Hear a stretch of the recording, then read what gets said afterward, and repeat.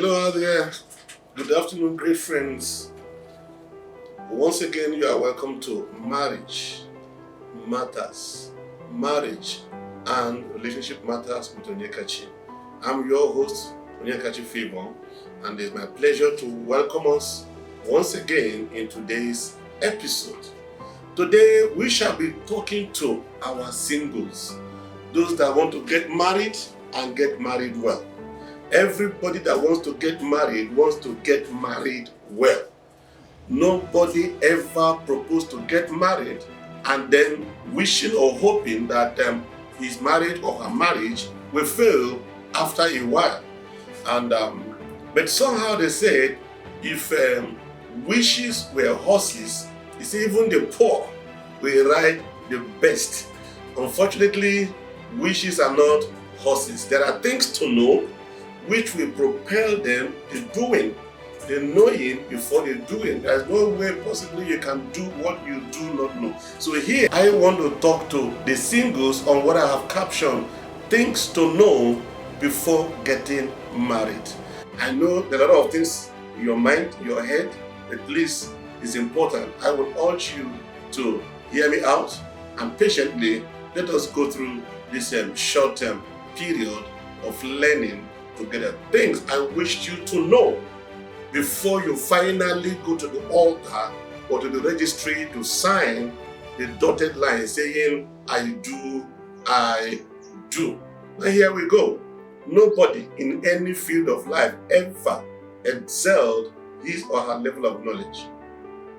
No one ever succeeded beyond his or her level of knowledge. Knowledge is very, very key for anything that will succeed. Nobody can succeed above his or her knowledge. On the other hand, except you are properly guided, you have a mentor that can put you through. You think you know it. You think you know it. Listen to me. There are a lot of things you think you know, but the answer is wrong. I wrote JAMB more than 1, 2, or 3 occasions. Do you know why? I was at home. I felt I knew it. I will rehearse and practice at home mathematics. And if you have ever written JAMB, in those days, the answers look alike.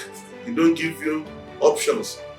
If the option A, the option A is 2, option B will be 3, option C will be 4. So you have zero margin for error. And I will write JAMB, comma, and convincing myself, I have finally hit JAMB this time around. When the result comes out, it will hit me. There are a lot of things you think you know, but which are not really correct. So what are the things that we need to know? Let's go. What are the things that you're supposed to know that will help your marriage to work? But before we enter there, let me tell you this thing. Marriages that failed before they enter into it. Thank God I remember. When you hear about failed marriages that fail do not fail inside the marriage. Whether the marriages are 5 years or 10 years or 15 years or 20 years, and then you now say, oh, finally they are separated. Those marriages have failed before they entered.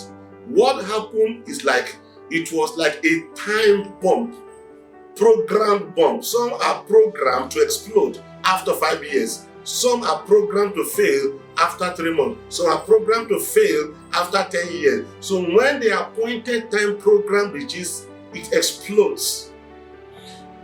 But there are marriages that have endured and lasted. They have endured the test of time. They have lasted for years.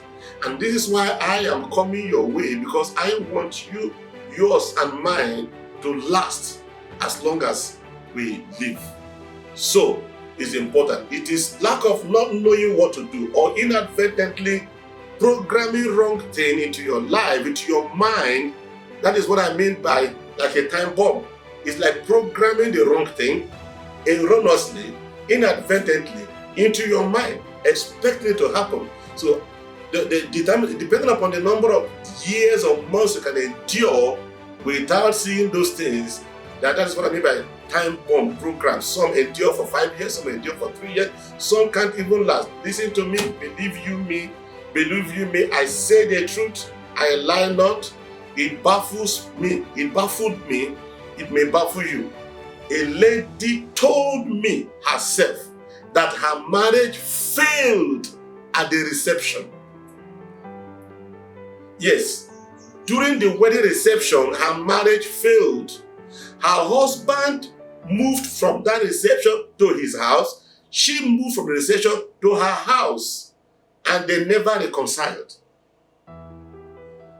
It shocked me. So, why? It's not meant to be. It's not supposed to be. There are some things that they don't know that made it to be that way. All right. So let me just give us a few tips here today. It is not exclusive. It's not exhaustive, but just a few tips that the few time that we have will permit you and I. Number one, I want you to know the purpose of marriage. Let me remove the word purpose and rather ask the question, why do you want to get married? Purpose answers the question of why. Honestly speaking, it looks so simple, but many take it for granted to their own detriment. Many marriages that have failed because their purpose was not defined. They don't know the reason why they're getting married. It is just like you want to build a house. You don't know the texture of the soil. You don't know. You just want to build. You just ask them to be laying block without properly examining the soil texture and topography to know what that soil system can stand or withstand. It's important you ask yourself, why do you want to get married? When I wanted to get married, when the time came, I went to God in prayers. And God told me that I was in the north then. God told me I will take you down south and equip you and bring you up north again. So that I understood very well. No, the mandate for my calling. I now asked the question, what about marriage? And the same voice told me, your wife is also part of your equipment. So, if you ask me today, I can confident I don't joke with my wife. Do you know why? Because he is part of my equipment for life and ministry. It's not out of a threat. It is that understanding. It's not out of a threat. But that understanding, it helps me how I relate with my wife. Because he is that important. He is an integral part of my life and calling and ministry. So you need to ask yourself, why do I want to get married? Number one. Number two, ask yourself, why do I want to get married to this specific fellow? Is it because he's tall, dark, and handsome, TDH? Or is it because of her vital statistics, 33, 30, 33? Is it because of the complexion, the height? Those things are good. They are good, but they should not be the basic things that should determine why. Two cannot work together except they are in agreement. So, how agreeable are both of you? The next thing I want you to know under this number one thing I'm talking about is the purpose, the reason why you are getting married to this person will also fuel your expectation. The reason why you are getting married to this person will also fuel your expectation. Many marriages fail because of unrealistic expectation. I have been privileged to talk to intending single in their numbers, and I do take time out to challenge their expectations. And when the chips are actually down, you will discover that many have wrong expectations, others have inflated expectations, others have unrealistic expectation. For instance, somebody will be telling you, I'm tired. If I get married now, I'll be okay. Can you just imagine? Oh my God, what a misplaced expectation. You are tired? If you get married, you'll be okay. So says who? Marriage is work. Darling, marriage is work. You are going in for work. It's just like somebody who applied for a job and then you are being employed. And you say, oh, why are you resuming duty? Oh, I've been looking for a job for many years. I didn't get a job. Finally, I've gotten a job. I want to go to the office so I can enjoy myself. Excuse me. You are employed to work. And when you resume, you have a supervisor and tasks laid out for you. Marriage is work. God says, I will create a helpmate for you, somebody who will help you. Help you do what? Help you to work. God gave man work before he gave him a wife. So the man must be a working man, and when you go there, you must help to work. How? Help the man emotionally, help the man spiritually, help the man in every area you can help to bring out the best in man. So marriage is work. So the reason why you want to get married is will fuel your expectation. And when the expectation is not properly set, then already something is wrong. Okay, let me just skip this and go to the next one. The personalities involved in the marriage is another critical factor. The personalities involved in the marriage is another critical factor. For instance, a marriage between fire and wax will produce melting. I don't know if I'm communicating. So, if you bring light, fire, and put it on a wax, candle wax, it will begin to melt. So, a marriage between fire and wax will melt. So, the personalities involved in marriage are very, very key. Like I stated earlier, two cannot work together except they be in agreement. So, it's important, first of all, you know yourself. It is called self-awareness. You know yourself. What do I need to know about myself? You need to know about your temperament. It will help you to know your limits. It will help you to dictate red flags. It will help you to know when to back out and what to push forward. So you need to know your strengths, your weaknesses. All right? You need to know what turns you on and what turns you off. You need to know how you react and what you react to. Some people are beautifully endowed, physically speaking, and by their physical and character has driven a lot of suitors away from them. They will come, and before you know it, those bad traits begin to manifest, and then they will excuse themselves, and they will go and look for a clergy, all right, and they will tell them to say they have near success syndrome. The man comes, no, your physical beauty attracts them, but your character and your temperament drives them away. So instead of compounding your case by going from one fake prophet or false prayers here and there, it is time for you to evaluate yourself. Go to somebody who will assess you critically without fear or contradiction and say, look, you are beautiful, you are handsome, you are good here, but these are your areas of flaws that you need to engage on and work on like that. So self-awareness is critical. Then it's important you have some knowledge about knowing persons.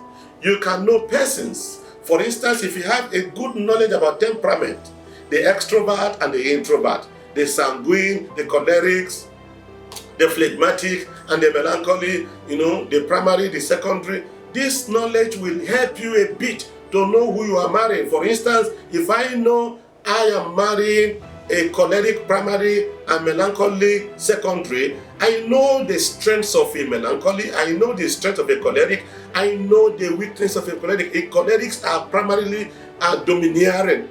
They are achievers, but they are domineering. So you know what to expect. One thing about principles that it makes outcome predictable. So it is important. It's important you have a little knowledge of how to relate with human beings, because everywhere you go to, even outside of marriage, in the place of work, in the place of service, in marketplaces, look, everywhere you go, it is a human being you will be interacting with. So if I'm going to be interacting with a human being, you should have some basic knowledge of how to relate with human being. It is called interpersonal relationship skill. For instance, okay, you want to jump into the river without knowing how to swim. Is that not self-suicidal? So what do? You go to a swimming pool and then you get an instructor who will teach you the rudiments, the basic, the things, how you need to know, not only what you need to know, who will guide you, help you to learn how to swim. All right? So why should we learn how to swim? Why should we also learn how to drive? Why should we learn data knowledge, data science knowledge, and we don't take time out to learn how to relate with fellow human beings? It's a question.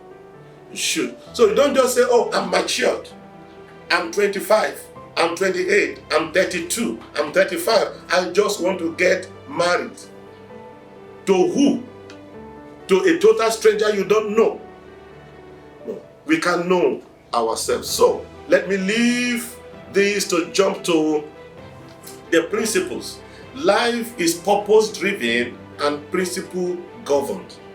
Life is purpose-driven and principle-governed. For instance, there are principles that guide the aircraft to take off from the ground and fly in the air for hours, 5 hours, 6 hours, 8 hours, 12 hours.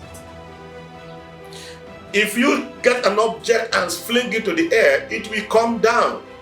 The law of gravity will guarantee that it comes down. But there is a law, aerodynamics law engaged, that propels an aircraft to shoot above the power and the force of gravity and be sustained in the air. There are principles of flotation that makes a ship to float on top of the sea for hours and days and weeks. Whereas you carry some other object and throw them inside the sea, they will go right down to the bottom of the sea. Why should one object go down to the bottom of the sea and another gigantic object float? There are certain principles that govern life. There are principles that govern everything that is working, everything that succeeds. So there are principles that govern marriage. Time will fail me to enumerate, elucidate all of them, or even them here. But the one thing I want you to know at this point is that the person you marry, at the point of the choice of who to marry, you have decided 75 to 80% of the success of that marriage. You are talking about the principle. What are the principles? Number one, the person you are getting married to. By the time you say yes to that man, or say yes, say to that lady, I like you, I want to marry you, and two of you agreed, you have decided up to 75%, if not 80% of the success or failure of that marriage. So, in all you're getting, get your choice right. How do I get my choice right? Listen to me, various ways. Books, volumes of books have been written. Number one, get your convictions right. You know how to know things. There is a way to know things. How do you know? I don't know, but I know. Get your convictions right. Please hear me very well. The person you marry, once you enter into marriage, your life will never remain the same again. Please take it to the bank and bank it. No marriage will ever be the same. It's either you marry right and it propels you up, or you marry wrong, it pummels you down. I pray you marry right. That is why I am coming your way to guide you. I am not scaring you, but I'm highlighting these things. Don't just say, okay, marriage is a mystery, I will just go there, we begin to unravel it. It will be too late. It will be too late. All right, so get the person right. Get it right at the principle level. There are other principles beyond the choice of marriage. All right, you should be in agreement. Two cannot work together except they are in agreement. You should be able to agree, common interests, all right, common likes, common dislikes. So one must not like fasting, the other one loves feasting, like that. So you must have common grounds. There are certain dynamics in marriage. Oh my word. The next thing I want you to know before you get married, that marriage is dynamic. There is a dynamic motion, dynamic movement in marriage. What do I mean? The factors that bring you together will not sustain you. Let me repeat it now. The point of attraction, what attracted him to you, what attracted her to you, is one thing. What will sustain that marriage is a different thing. So point of attraction is one thing, point of sustenance is a different thing. So what attracts you will not sustain you. Do you know why? Because value is dynamic. Value in life is dynamic. At the point of attraction, the value is beauty or other things. And then what sustains marriage, keep going, value will vary. By the end of the day, it will now be, what can you bring to the table? What can you bring to the table? So the value that starts it is one thing. The value that will sustain it, that keeps it going for those number of years. You cannot, what you bring to the table, your character, your resilience, all these things will be called to action as marriage progresses. As marriage progresses. I continue, the knowledge you need to know is that, wow, so if what attracts or starts the marriage is one thing, and what sustains it, keeps it going through different weather, through different phases are different things. How do I navigate them? So that is the next thing. You should be able to get some knowledge of how to transit from one phase of marriage to the other phase of marriage. You should acquire the knowledge of how to transit. If I may give you clues and tips, all right, you might check my YouTube. I did another topic there, 3 stages of love. Go and look at it. There are 3 stages of love. You have romantic stage of love. You have the intentional phase of love. Then you have the unconditional phase of love. Some call it commitment love. Others call it sacrificial love. But marriage starts with romantic love, and then it takes intentional love to identify the differences, and then the different love languages to navigate it, and then on the unresponsive spouse, it takes unconditional love to fill the emotional love tank, and that the person is, at that point the person is broken down and then responds. But suffice us to know here that you should be able to get the knowledge, at least know it now, hear it from me, that you are going to, for your marriage to last, you must transit from one phase to the other, from the romantic phase, love life of your marriage, to the intentional phase, and to all the differences, phases of life like that. Okay, I have just said it, that what starts, you should be able to know that. You should be able to know how to approach people, conflict. Some knowledge about conflict resolution will be very important to you. At that point, you should be able to know that, look, some people, what causes problem is that they speak the language of sentiment, emotion, or gender, but they don't speak the language of facts. So it becomes difficult to resolve. You need to know this knowledge base I have proposed to you. If you prepare along this line, it will help you. I give you about 4 levels of preparation you need to know before you enter. Number 1, you need to prepare yourself spiritually. What do I mean by that? You know somebody today. How will you know what will happen tomorrow? How will you know what will happen in 5 years' time? How will you know what will happen in 20 years' time? But when you spiritually commit yourself to the supreme being that guides you. For me, I believe in God, and I believe in Jesus Christ as his Lord and Savior. So I pray to God for his guide, to guide me in my choice of who to marry, because he knows me. He knows my today, he knows tomorrow, he knows 5 years' time. A good example of this is a man called Jacob. Jacob called Rachel. But somehow, because of culture and tradition, the father of Rachel gave Leah to Jacob in the dark. That is where I'm going.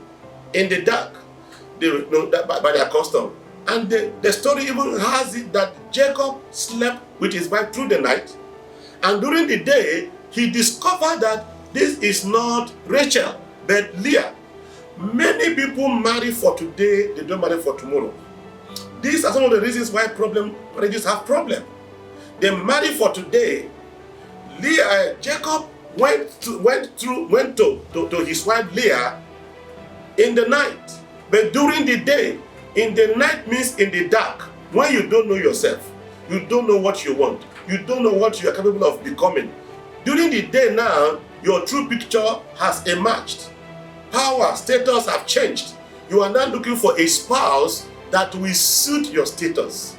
So these are some of the problems that marry when we marry not being spiritually guidance. So it's important you develop your spiritual senses. It's important you develop your mental capacity.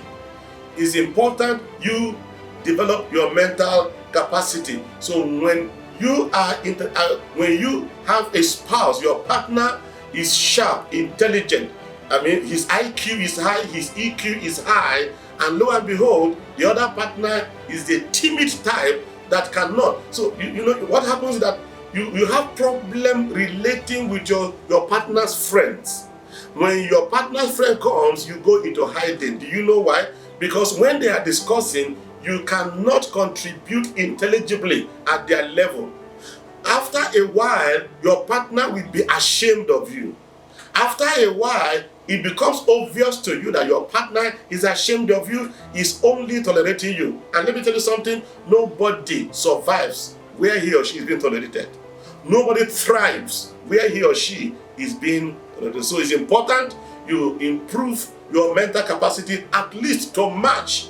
If not to match, always catch up with your spouse. It's important you improve or prepare yourself emotionally.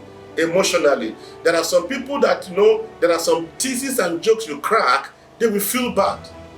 So when you are not emotionally strong, you know, you easily get crushed.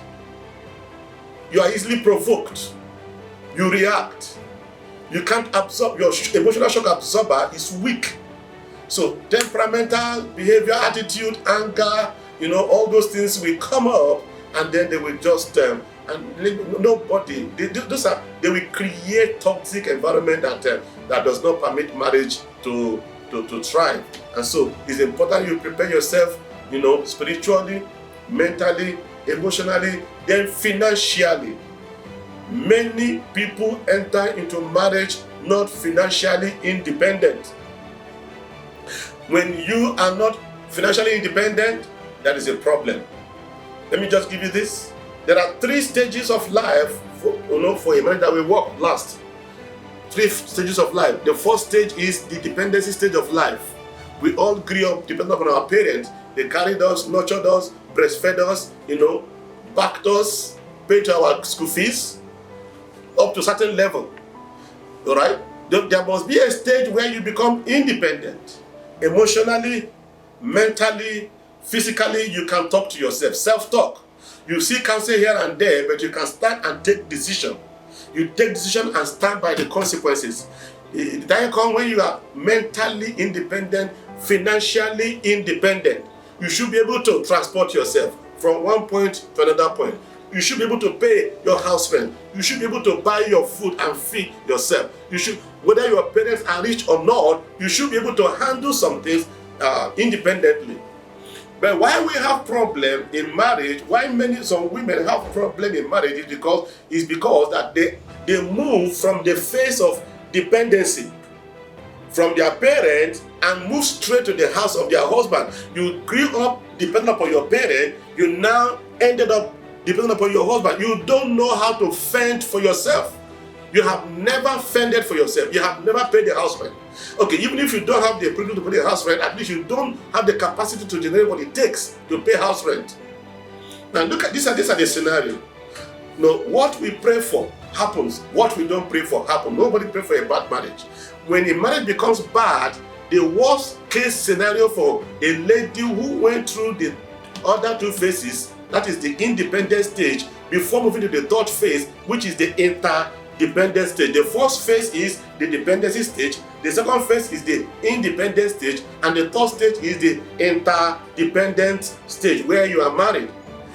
When people do not go through these 3 phases, when there is problem at the interdependency stage, they find it difficult to fall back to the independent stage. I don't know if you got it. I don't pray that bad things happen, but what we don't pray for happen. So the threat will not be too much. The catastrophe will not be too much at the interdependency stage if you have known how to live independently. The worst case scenario is that you fall back to what? Your independent stage. The best case scenario is you stay within the interdependency stage. And when both of you are graduated from the independent stage to the interdependent stage, there will be mutual respect. The husband knows that if I threaten this woman, she can fuel her car by herself. She has the office where she goes. She can take care of her children. Hunger will not kill her.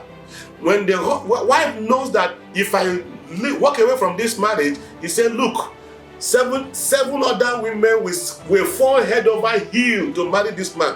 Shakara will be blessed in it. Do you understand? So all this issue of opageliaco, my husband said I should not work. It's not for this 21st century. It is only my piece of advice. So you must be financially able. All right. Because life do happen, you should be able to anchor yourself very well spiritually to ward off attacks, visible attack, invisible attack, spiritual attack. So in your marriage, and marriage is a team. So if two of you are fortified spiritually, you agree and ward off all the arrows, all that life want to throw at you. You fend them off. And you will discover that here and there, mentorship here, spiritual stamina here, and financial interdependent here, and all this knowledge here and there, you will find yourself with God on your side. God wants your marriage to work. I want your marriage to work. And so God had inspired me and brought me your way and caused our paths to cross, so that with these few tips, inclusive of all the other things you have known, put together, and God's grace backing them up, your marriage will work. I want your marriage to work. And I pray that your marriage will work. You will not get it wrong. Even if you are on the path of getting it wrong, with what you have heard, please navigate the door, come back to the right path, and the grace of God will be okay for you, sufficient for you. He has helped many others ahead of us. He will help you. He will help me. Till I come your way next time, it has been wonderful speaking with you today. Keep rising, keep shining, and don't be afraid. God is with you. You will get it right. One of the reasons why your marriage has not worked before now is because God wants you to hear what you have heard today, so that you will correct all the errors, eliminate all the errors, and we go back in you all. Your marriage will be a blessed marriage, a heaven here on earth. All right? Till I come your way, I remain Onyekachi, Favour, the anchor person of marriage and relationship matters. All right? So feel free. There are lines, there are contact points out there, and visit our Facebook page, visit our YouTube page for details. And then for counseling, the contacts are there. Send us an SMS, and then we'll do all we can to make sure we assist you. Keep shining, keep rising, keep living good, and may the grace of the God keep causing you to flourish. Thank you.